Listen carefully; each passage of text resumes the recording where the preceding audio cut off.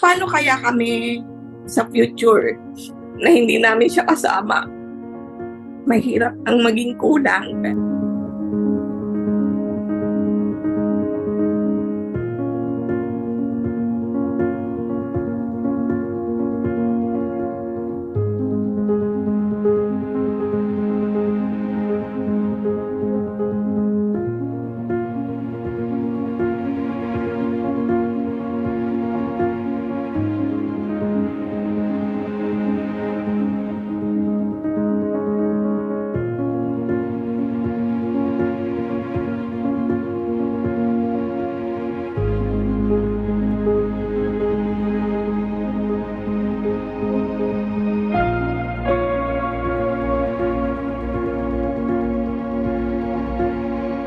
Na-observe niya na yung pakikipag-usap niya, lagi na lang parang hirap siya dahil naglalaway daw siya. Hanggang sa napansin na rin ng mga ka-boardmate niya na hirap na talaga siyang magsalita.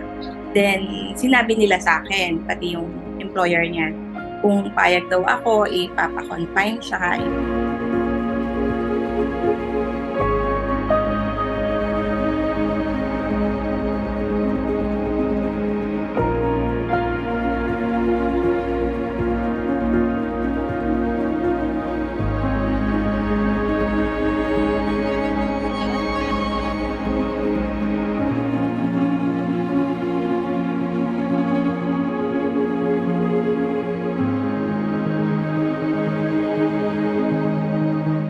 Doon nakita na slowly dying daw yung mga nerve niya.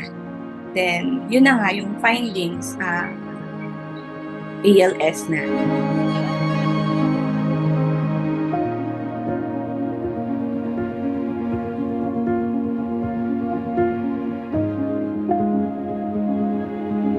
Ang motor neuron disease is nagkakaroon ka ng pagkasira ng mga tinatawag na motor nerves.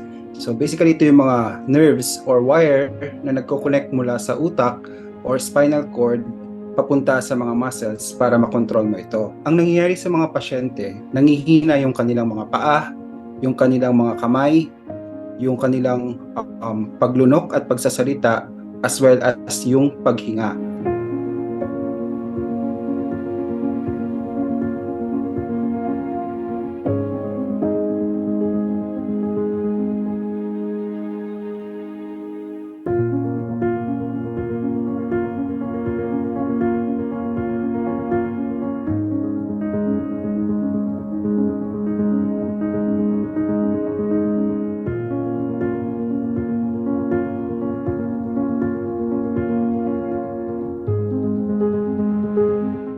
Mahirap yung pinagdadaanan ng mga ngalaga, pero mas mahirap yung pinagdadaanan ng may sakit. Huwag tayong mawawala ng pag-asa kasi nandiyan si Lord.